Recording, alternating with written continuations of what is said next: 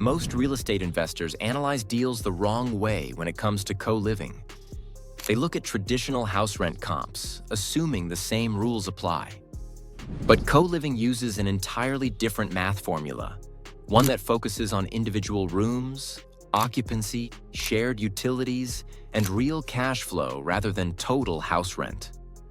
By the end, you'll know exactly what to look for, how to avoid common mistakes, and why this model often outperforms traditional rentals, even in tough markets with higher interest rates or rising maintenance costs. Traditional rentals rely on one tenant and one rent payment. Co-living spreads income across multiple rooms and multiple residents. That means higher total income, reduced risk, and stronger monthly cash flow. But only if you analyze the numbers correctly. Understanding the co-living model, including its unique revenue streams and expense structure, is crucial before you make any purchase. Let's walk through the math so you can see the real earning potential of these types of properties. The first rule of co-living analysis is simple. You don't analyze based on total house rent. You analyze rent per room. Let's say you're looking at a 5-bedroom house. If similar rooms in the area rent for $750 per month each, your gross income looks like this. 5 rooms times $750 equals $3,750 per month, or $45,000 per year. That's your starting point, not what a single family would pay. This approach lets you see the property's true earning potential and ensures you make informed decisions.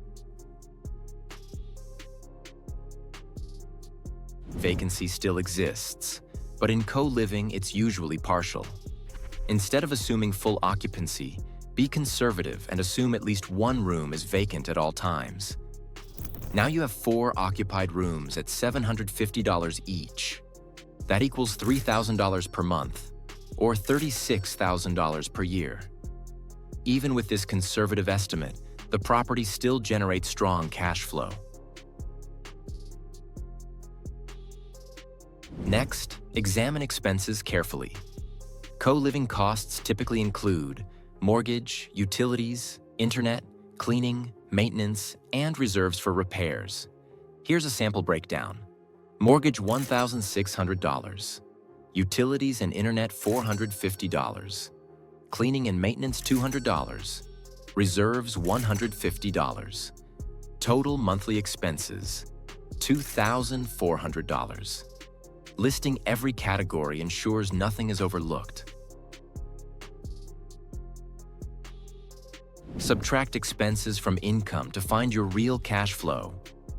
$3,000 in monthly income minus $2,400 in expenses leaves $600 per month, or $7,200 per year from just one property. This figure assumes partial vacancy and conservative expenses. Cash flow is the heart of co-living profitability.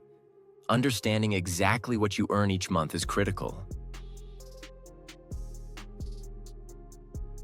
Let's say you invested $25,000 into this deal.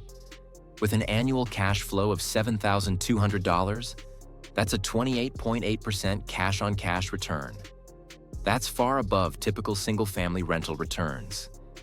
Cash-on-cash return shows how efficiently your capital is working for you. Knowing this figure helps you compare properties quickly and determine which deals are truly worth pursuing. Before moving forward, stress test every deal. Ask, what if rents drop slightly? What if 2 rooms are vacant for a short period?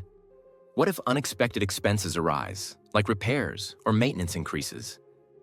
If the deal still produces positive cash flow under all reasonable scenarios, you've found a strong, resilient investment. Co-living isn't risky when the math works. It's risky when investors skip proper analysis, underestimate expenses, or fail to factor in partial vacancy. To help you analyze deals the right way, we created a free co-living investor toolkit. It includes a co-living deal analyzer calculator, a home buying evaluation checklist, and a guide to the 6 types of co-living housing models.